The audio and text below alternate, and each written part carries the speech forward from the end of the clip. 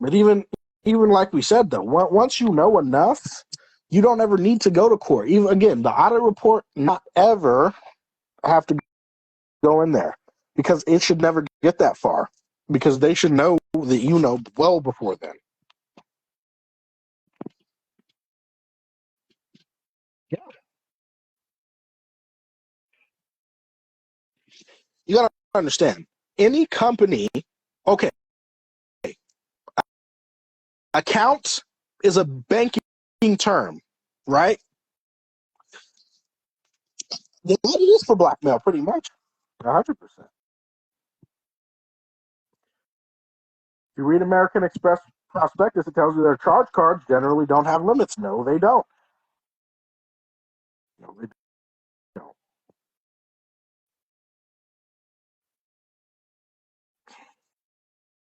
They might ignore that you said you have a securitization audit because they don't know what a securitization audit is.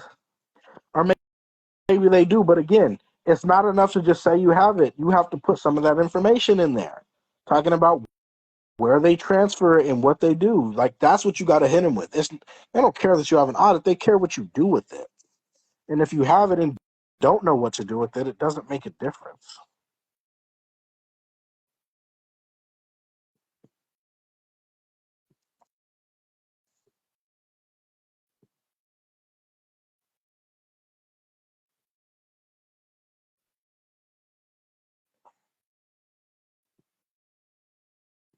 Oh, but like I was saying,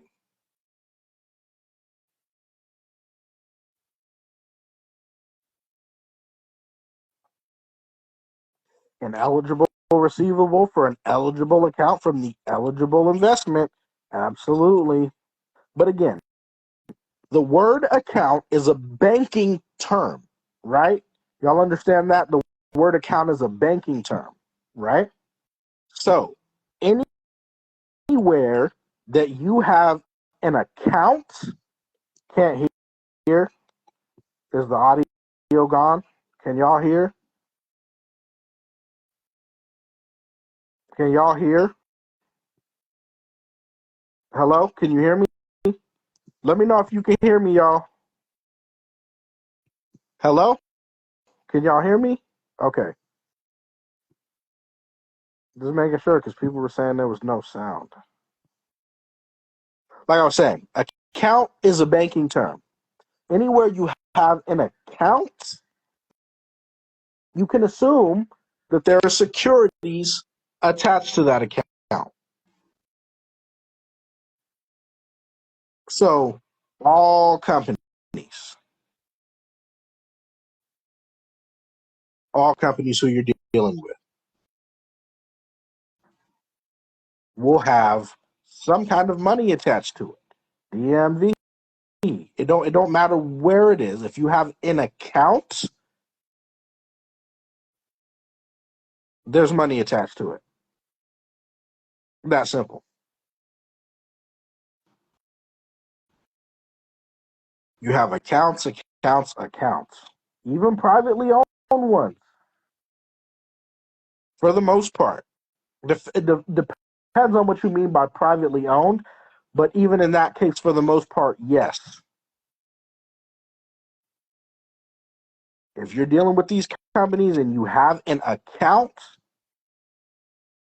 you can assume that there's some type of security attached to it anywhere that you've done an application.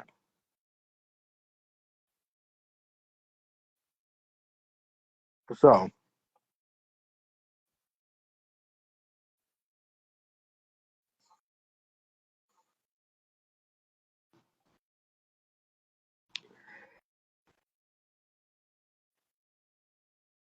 they are not allowed to make securities for themselves. They need us.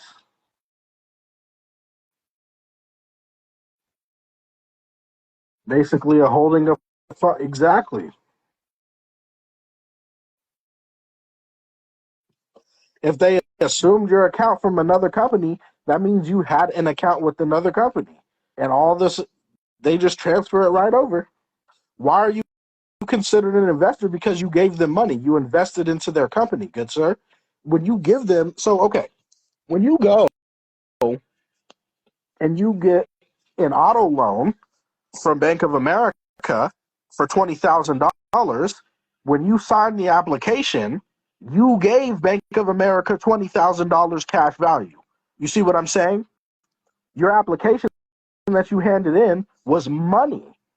Money that you gave to that company for the purpose of them using it to turn it into more money and then paying you what you earn. You see what I'm saying? So you're an investor because you invested in the company. What does it mean to be an investor in the company? You buy stock in the company, right? So when the company does well, you do well, right? So when you're an investor, it's because you gave money to the company. That's what makes you an investor. Investors give money to companies and then they get paid returns on their investment. So that's no different for you. You invest in their company. Only difference is they're not giving you your returns and they're not telling you you're an investor, but you need your dividends. So that's why you're an investor.